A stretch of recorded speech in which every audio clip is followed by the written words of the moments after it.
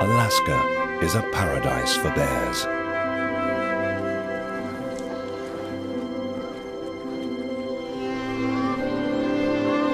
The largest brown bears in the world live here. Giants up to 2.8 meters high.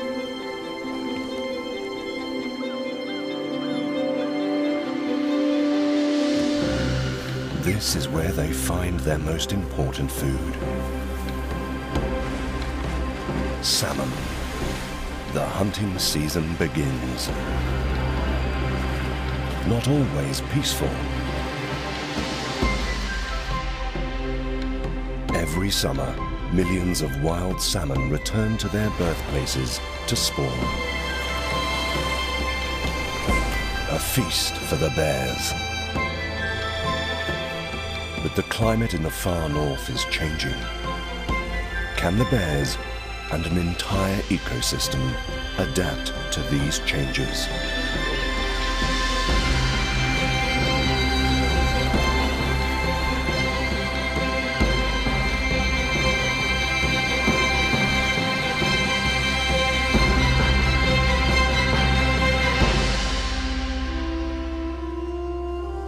Untouched wilderness in southwest Alaska.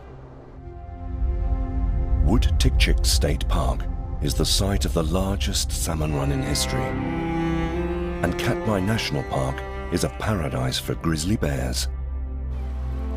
Kodiak Island is home to the world's largest brown bears.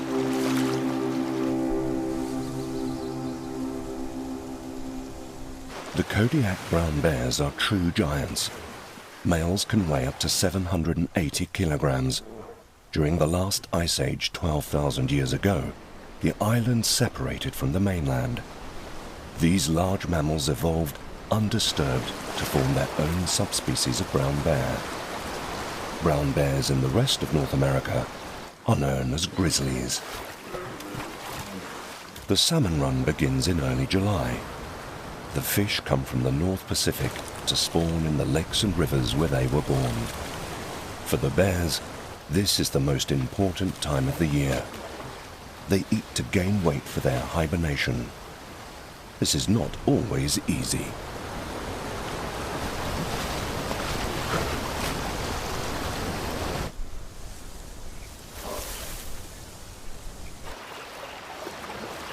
The mother bear and her 2-year-old cubs search for a river where the salmon have already returned.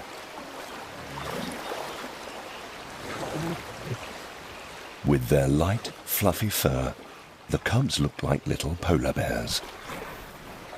They're not able to hunt on their own yet. They follow their mother wherever she goes to learn what they will need to survive in the wild.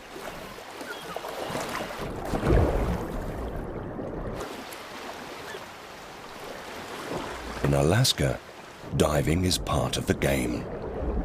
The mother bear has picked up a scent.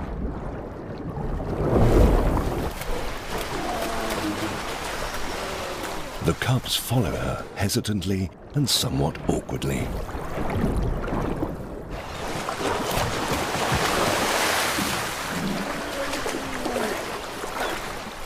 The most important lesson of the day: the mother eats first.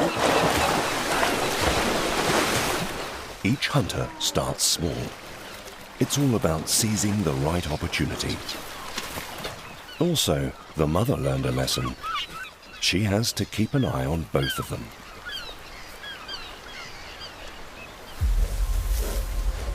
A male competitor appears, watched closely by the mother. She protects her cubs. The male bear could be dangerous. He could kill her cubs so that she will mate with him.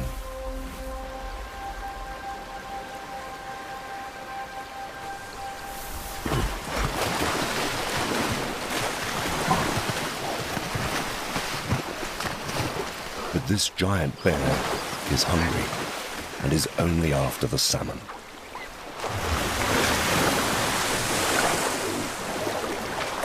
The effort is great, the result is poor. Only the nearby merganser ducks are disturbed.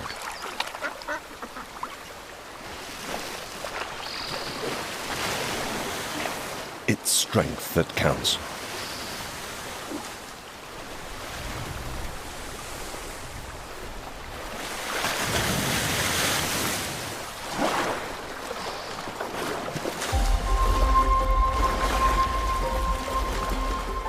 The mother with her two fluffy cubs is alarmed and worried. A younger bear has arrived, and he is hungry.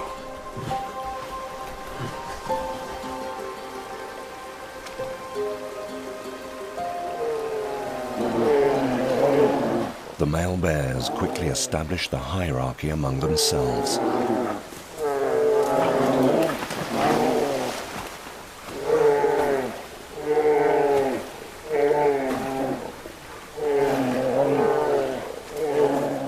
Such conflicts are usually resolved quickly. The young subordinated bear accepts defeat. Rarely do these fights for dominance turn bloody or even deadly. But the mother decides to leave the river with her cubs. The danger posed by two aggressive bears is too great. Mothers are often forced to abandon valuable food sources to protect their cubs. At another river, this mother emerges with her two 5-month-old cubs. One of the cubs has an injured front paw. Such an injury is life-threatening in the wilderness on Kodiak Island. The salmon run has just started, and the bear is still looking for a suitable feeding spot. For the small, injured bear, changing the location is increasing danger. He is easy prey for wolves or aggressive male bears.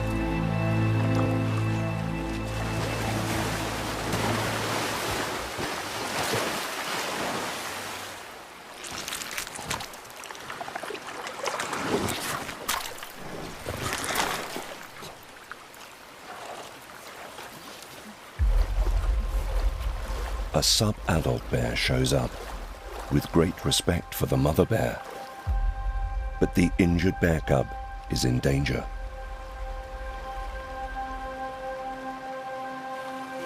The cubs quickly seek the mother.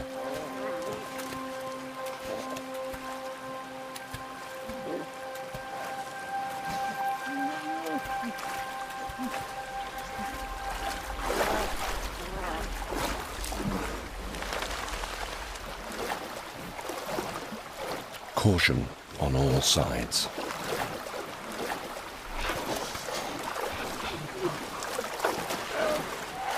The physical contact with the mother is reassuring, but how great is the danger? Mum decides to take no risks.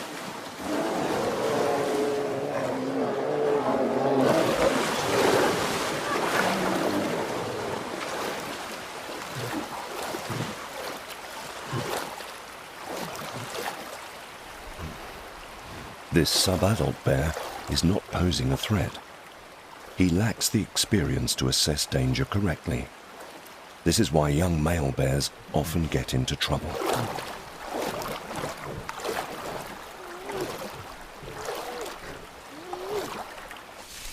He retreats. Clearly, he has learned his lesson. Mother bears with cubs are better avoided. Wood-Tikchik State Park is 400 kilometers west of Kodiak. It is the second largest state park in the United States.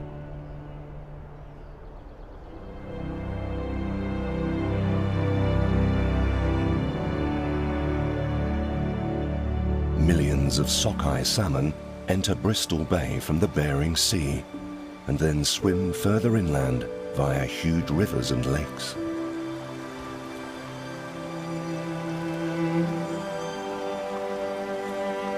Since 2014, the number of returning salmon has steadily increased. Never before have the rivers had such a record surge in sockeye salmon.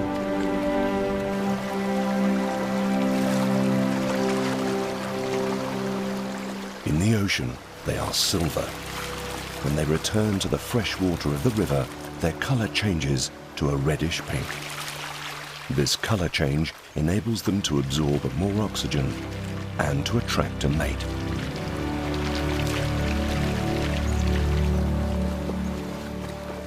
Scientists at the University of Washington in Seattle have been working in the area around Lake Nurka since 1946.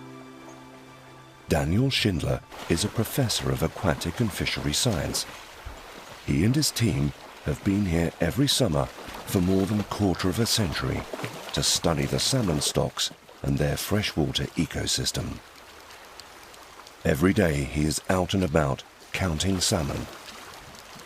Only when the researchers know the number of fish that return and reproduce can amounts be determined for the fishing industry and prevent overfishing.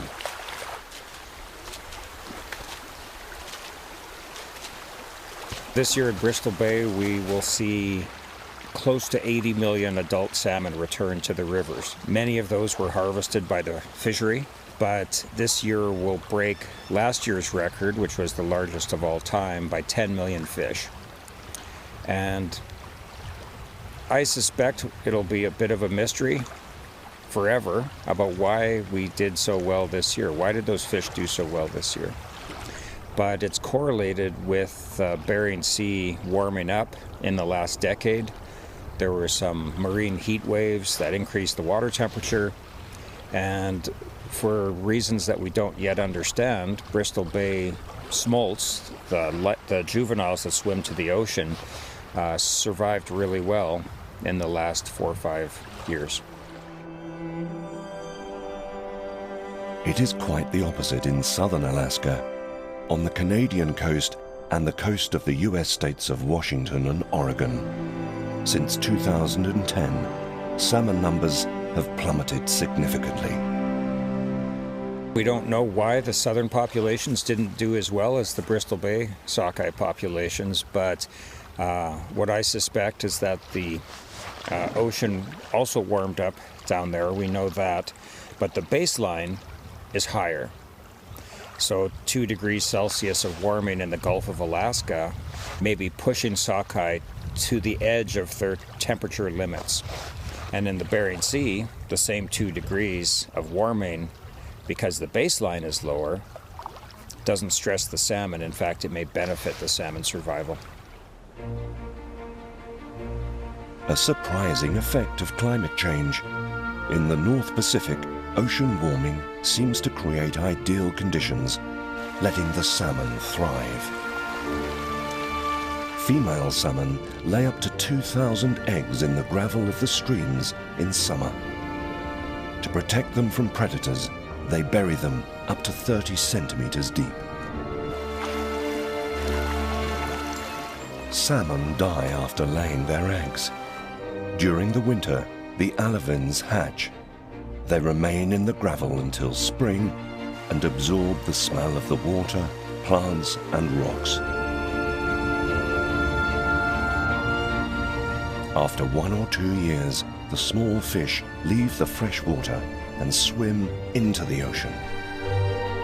In 2 to 3 years, they are fully grown. Then they start their journey back to their birthplace.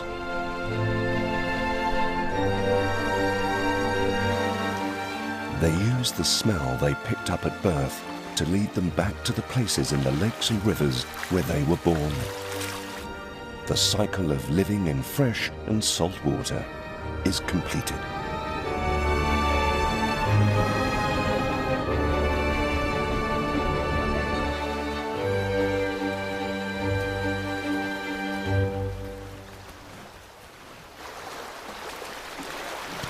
Bears at Lake Nurka in Wood-Tikchik State Park enjoy the abundance of food.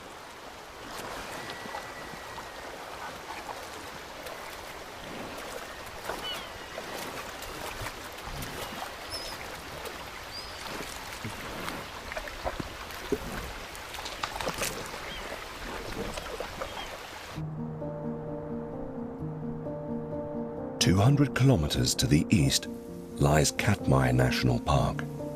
The park is famous for its volcanoes and its 2,200 grizzly bears.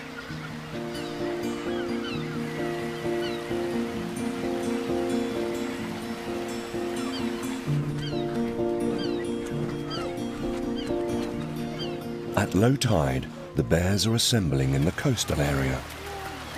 This is because the tide brings salmon with it, many of which become trapped in the shallow water when the tide goes out. Easy pickings for the bears.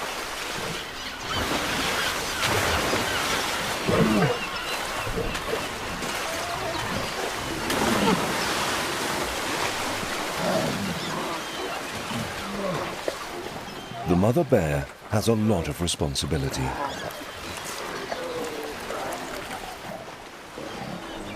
The high bear population creates tension and confrontation.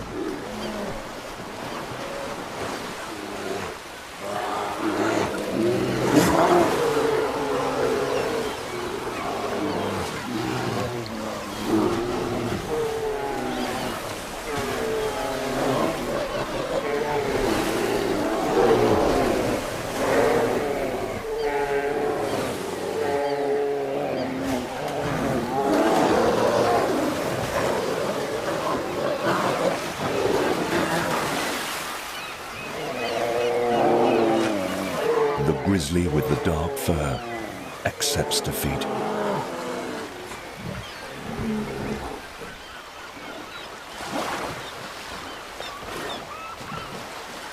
While hunting for salmon, the mother bears do not let the cubs out of their sight.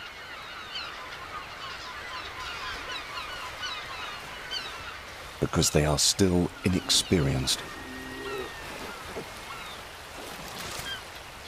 The mothers are always watching out for fish or for any danger that threatens their cubs.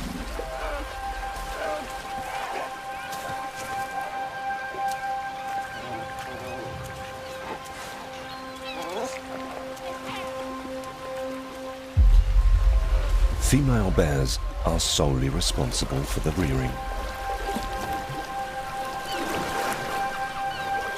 A heavy responsibility.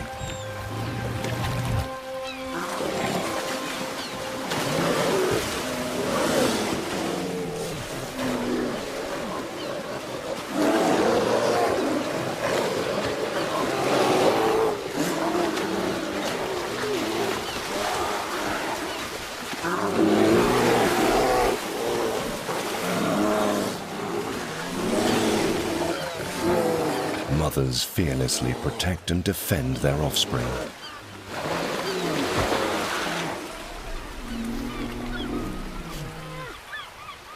Often successfully.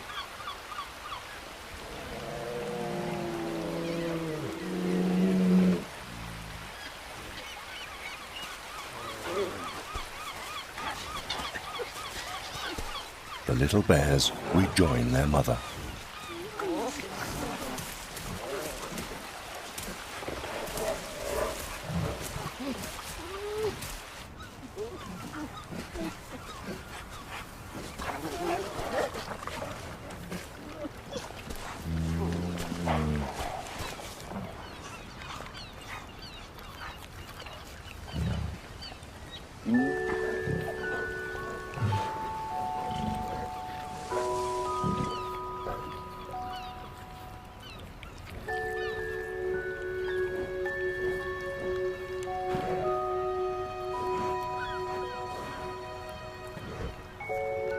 The coastal region in Katmai National Park offers plenty of opportunity to find food and also many dangers. With such a high density of bears, there is a lot of competition with increasing risks, especially for mother bears with cubs. Often they decide to stay away from attractive feeding areas. It's a trade-off. It increases the pressure to find enough food in unknown places. But movements come with risks that can deter. They encounter another mum with cubs. Both bears prefer a peaceful afternoon.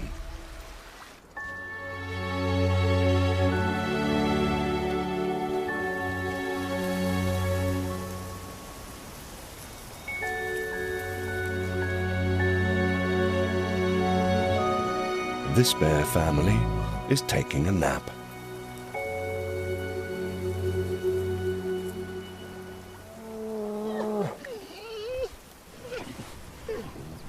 One of the bear cubs is very small compared to its siblings, although they are all 5 to 6 months old.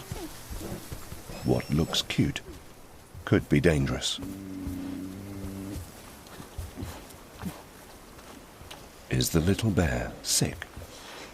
Weak cubs can easily be preyed on by large male bears or other predators.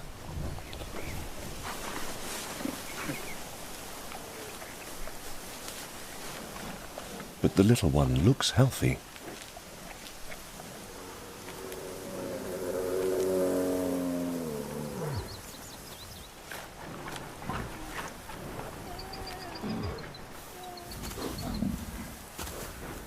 He follows his family, even though straggling a bit behind.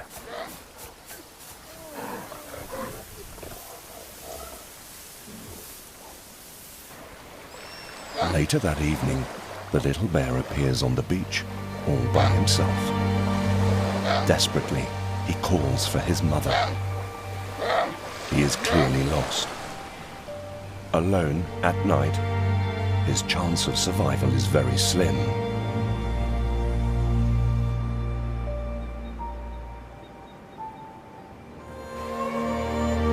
The next morning, the little bear's mother searches everywhere for him.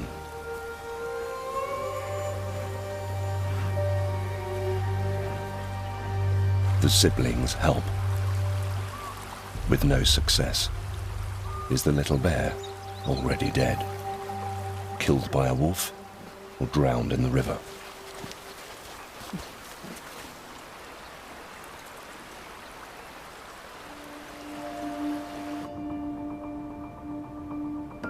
Back on Kodiak Island.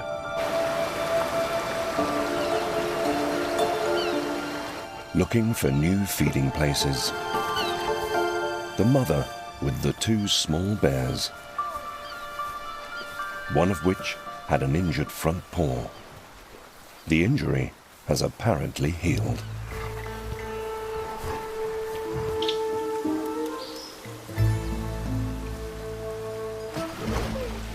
On the riverbank, the female bear is trying to catch salmon, while the siblings are off in search of adventure.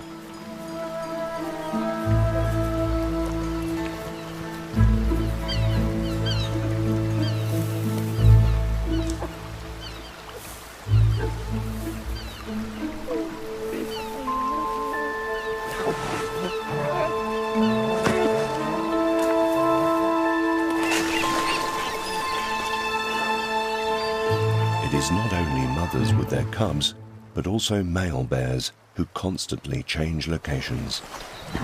Navigating the rivers maximizes their salmon catch. Scientists estimate that bears who move to new rivers can extend the consumption of salmon from 30 to up to 130 days during the summer season.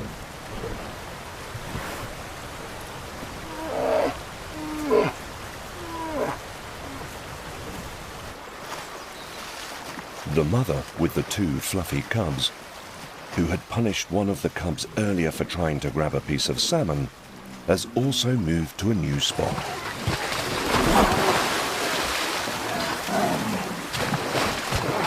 Some bears seem to know where the rich prey sites are. They change rivers only 2 or 3 times a season.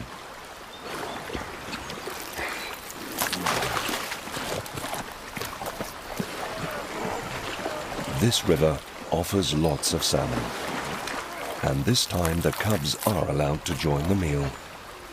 The young bear who was punished by the mother last time is hesitant and goes empty-handed.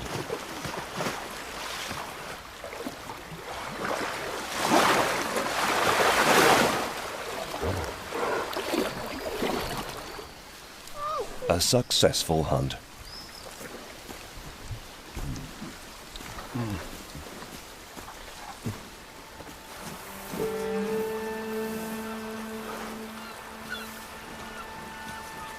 A large male bear, conspicuous with a thick scar on his nose, joins them.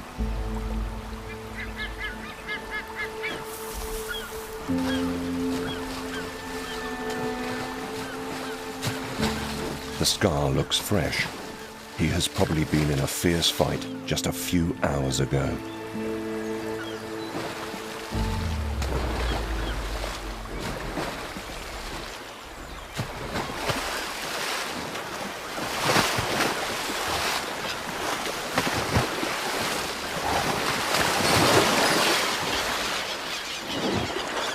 He is hungry and an experienced hunter. Some adult males eat up to 2,780 kilograms of salmon per year. An immature bald eagle watches him, hoping for an easy meal.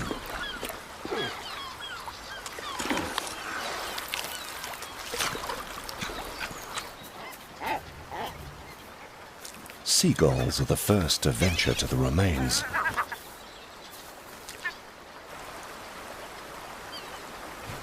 The immature bald eagles fight over the fish. The adult bald eagle is not worried.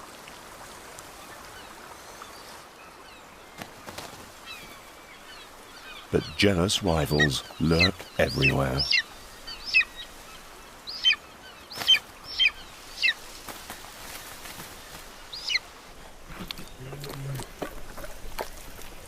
So many salmon have come into the rivers on Kodiak Island to spawn that there is enough food for everyone.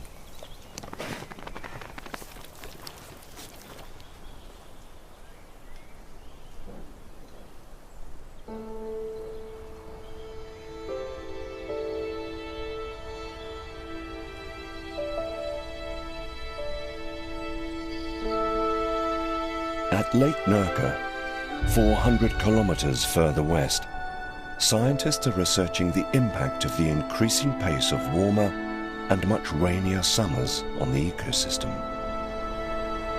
Why are there lots of salmon in some rivers and none in others? Climate change means there is less snowpack in winter, which thaws in spring, and this means that there is less cold meltwater to cool down the rivers. This effect used to last until the end of summer.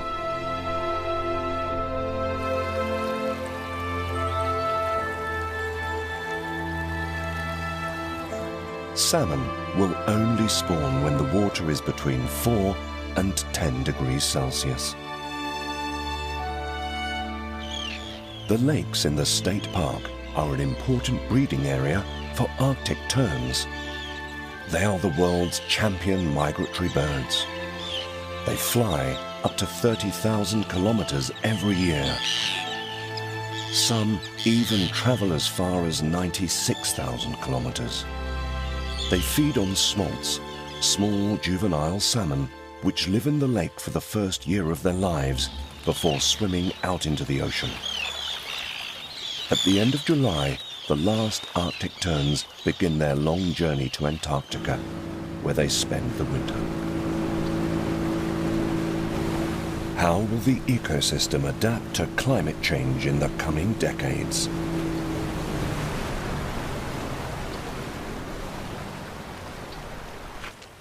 The water temperature in these streams affects the rate of all the biological processes in the stream, including the rate of development of the embryos that are the salmon eggs. And once they are laid in the gravel by the female salmon and fertilized, they start developing and eventually turn into young salmon. So when the water temperature is cold, the adult fish spawn earlier in the summer because it takes longer for their embryos to develop. The scientists have created a natural laboratory in the creek. The fence allowed only a few salmon to pass, which are marked with tags. The experiment will examine the number of fish that spawn in the creek. Such shallow creeks are an important and easily accessible food source for bears. Increasing water temperatures would have drastic consequences for their diet. In the middle of summer, we can get nice sunny days like this, and the water temperature can get sufficiently warm in some streams that it can cause diseases that will weaken or even kill the adult salmon before they spawn. So we find that in the streams that flow from flat watersheds, the water temperature is warm, and the adult salmon postpone spawning till late in the season after the threat of a summer heat wave has passed. Differences in water temperature determine the time when salmon enter the rivers to lay their eggs. For the bears, this creates waves of salmon. In small and cooler creeks, they can catch salmon as early as the beginning of July.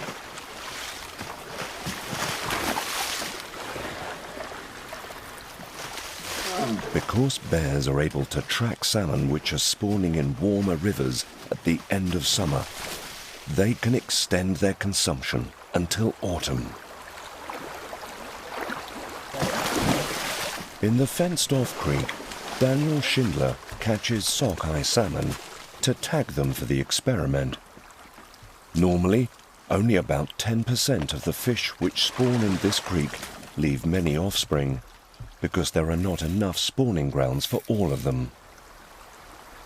449. Depth 122. The researchers want to find out whether more fish are successfully spawning where there is less competition for the good habitats. This also has implications for the fishery industry. If the experiment shows that the proportion of fish that are successful at reproducing does not depend on the number of spawners, then the numbers harvested in the fishery should be reduced so that more fish return to spawn.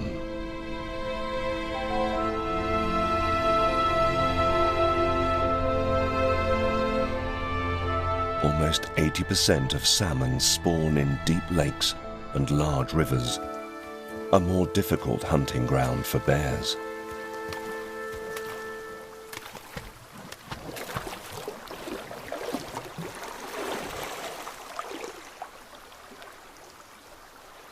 A 4-year-old bear is on the prowl on the shores of Lake Nurka. He is still inexperienced and unsuccessful.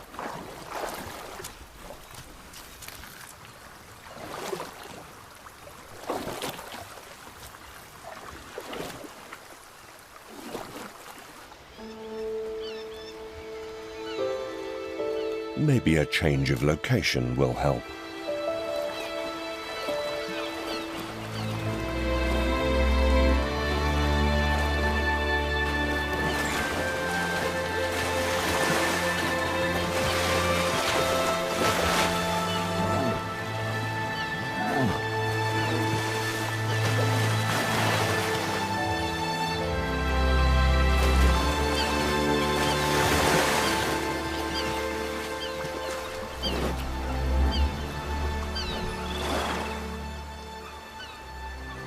The young bald eagle smells easy prey.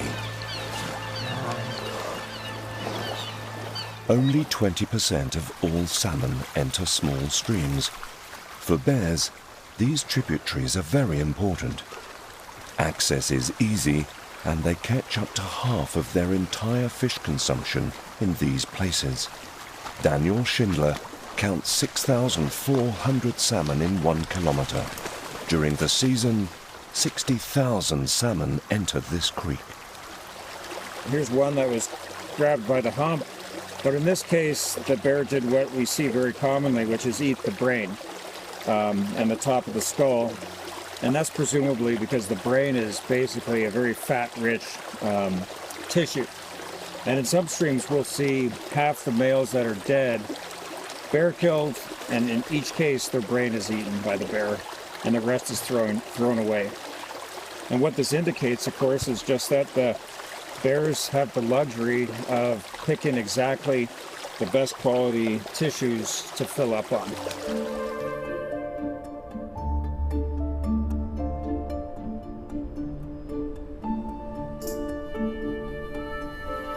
Summers on Kodiak Island have become warmer and wetter in recent years. the climate change is intensifying, and with it, the living conditions of the bears. They need diverse habitats to find enough food.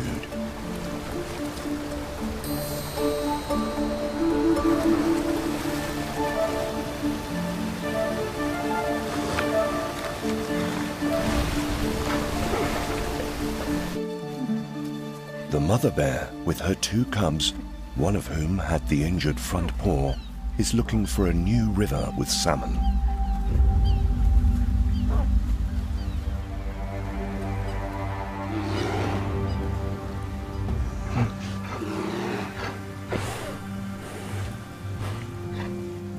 A large male blocks the way.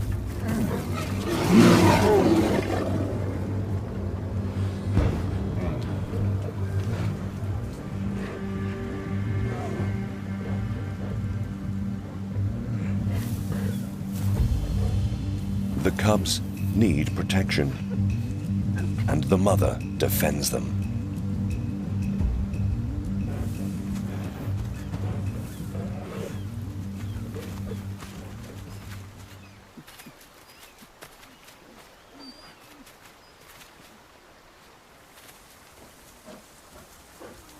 Close to her, the little bears calm down.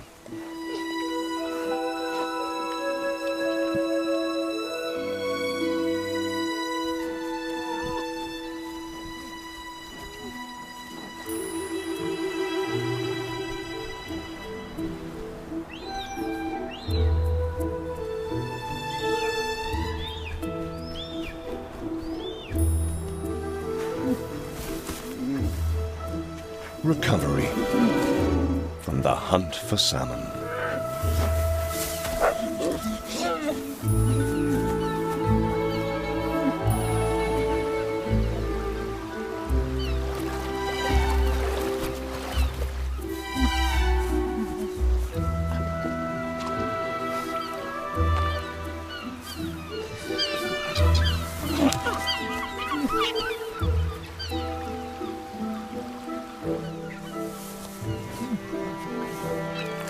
This fish is too heavy.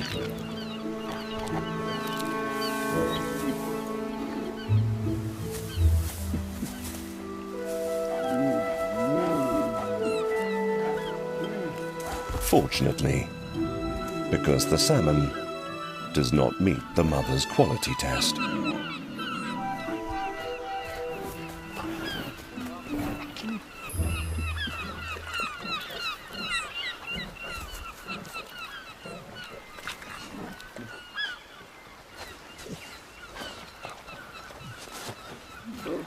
The cubs are distracted. Bears approach the river.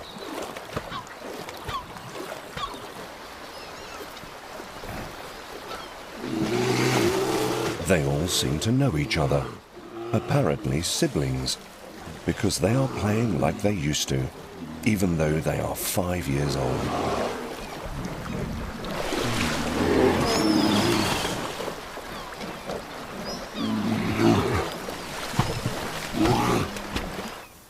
Young bears, not yet fully grown, are unpredictable. The mother bear is on guard because they are approaching.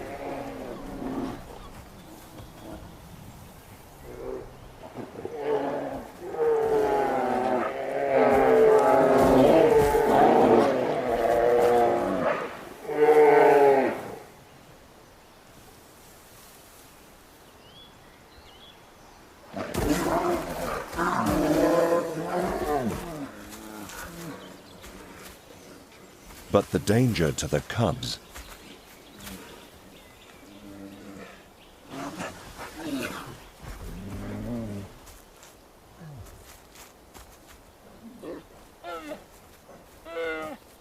is averted.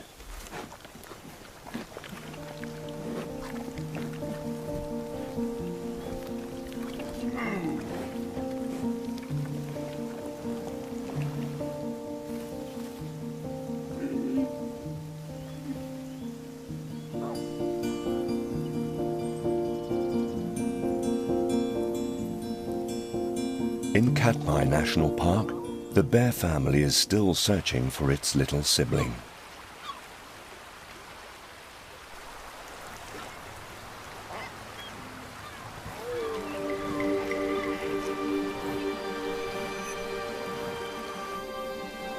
Wolves lurk on a hill nearby. Has the little bear fallen prey to them?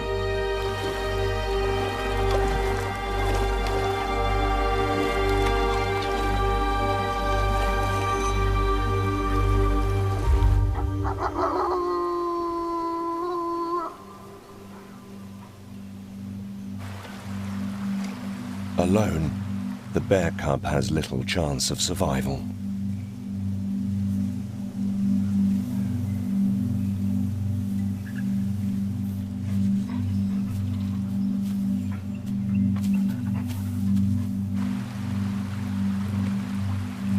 The family does not give up.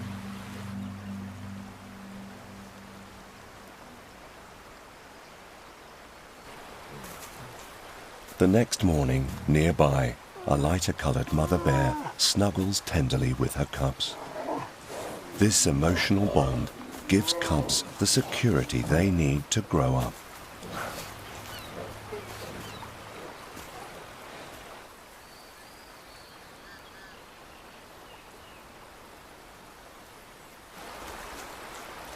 Male bears disappear shortly after mating and then live as loners.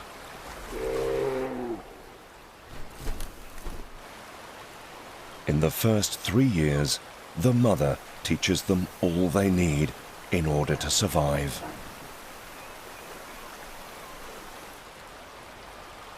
How to catch salmon, for example.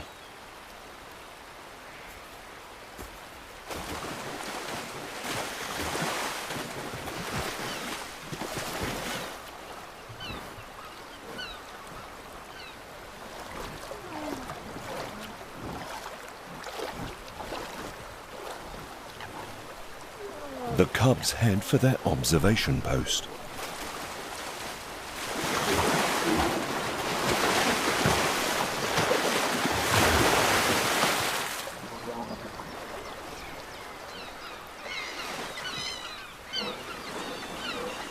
The mother eats first.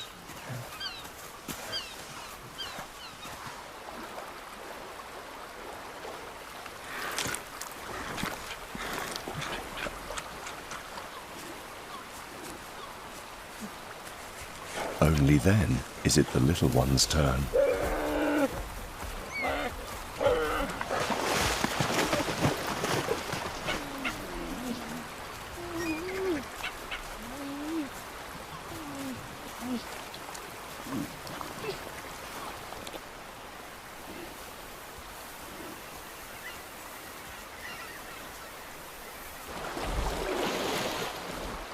Grizzly bears have very different hunting techniques, depending on territory, experience, and competition.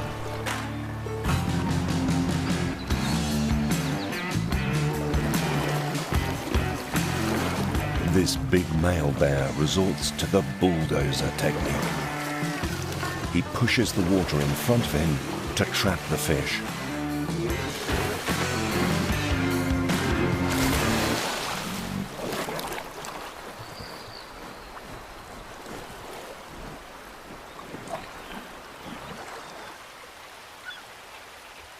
A little more systematic is the scouting technique.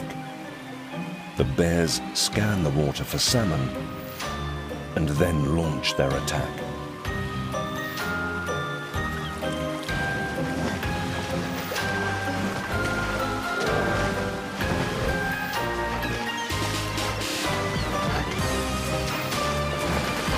The third hunting technique, attack with surprise.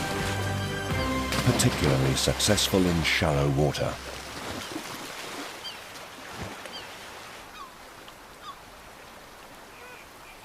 The lighter-colored mother bear teaches her cubs a mixture of scouting and attack with surprise.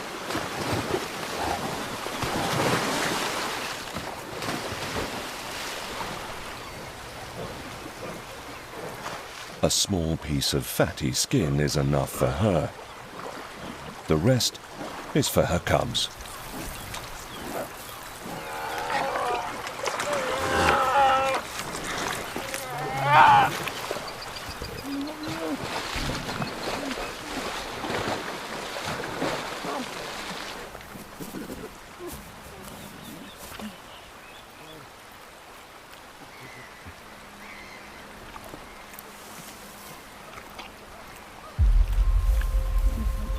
Two sub-adult males approach. They are about 4 years old. This is the most dangerous age. They are inexperienced, and the mother is very alarmed.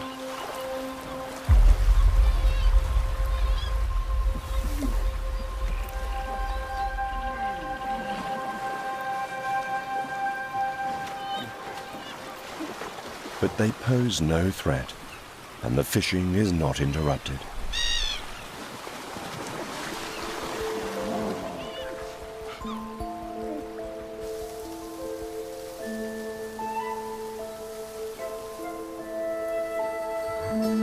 Hunting salmon all day consumes a lot of energy.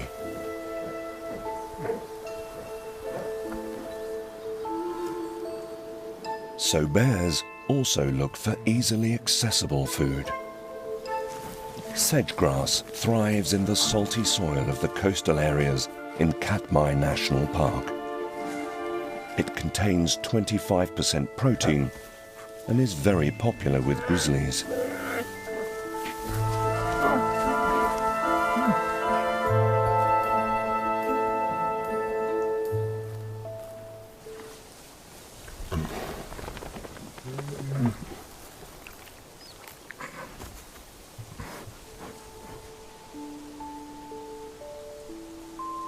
The valleys of Wood-Tikchik State Park were formed by glaciers.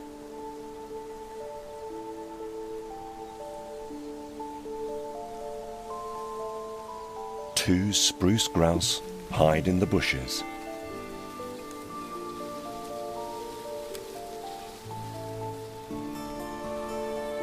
In recent years, scientists have focused their attention on these protein-rich red elderberries.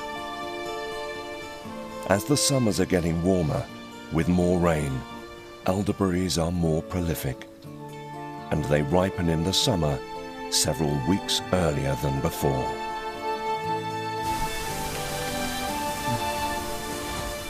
Brown bears love berries, especially red elderberries. On Kodiak, they now leave the rivers to feed on them, even if there is plenty of salmon.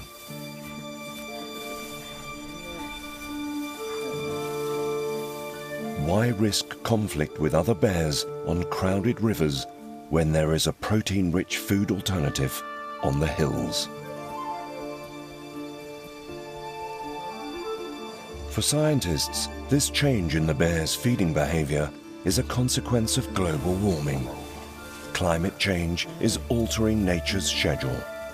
Red elderberries now ripen early enough to overlap with salmon for more weeks. This could have profound implications for the ecosystem and for the bear's delight. In some areas, they are opting for elderberries over salmon.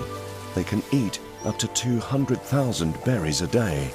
This is how they build up the additional fat reserves they need for hibernation. On the coast in Katmai National Park, the morning fog is slowly lifting. A couple of upland sandpipers forage for worms and crabs. A small miracle has happened on a sandbank. After almost 2 weeks, the family is reunited. The little bear has returned.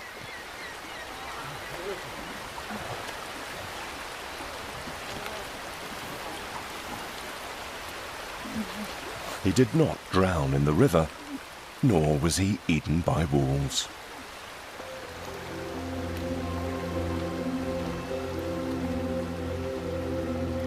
A rare, happy ending in an otherwise unforgiving wilderness.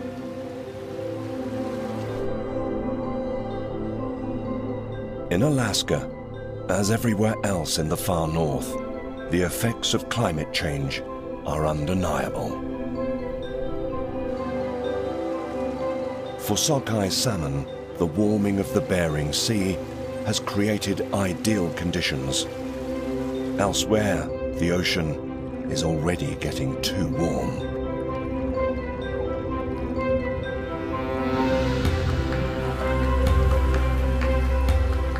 And the bears change their feeding habits.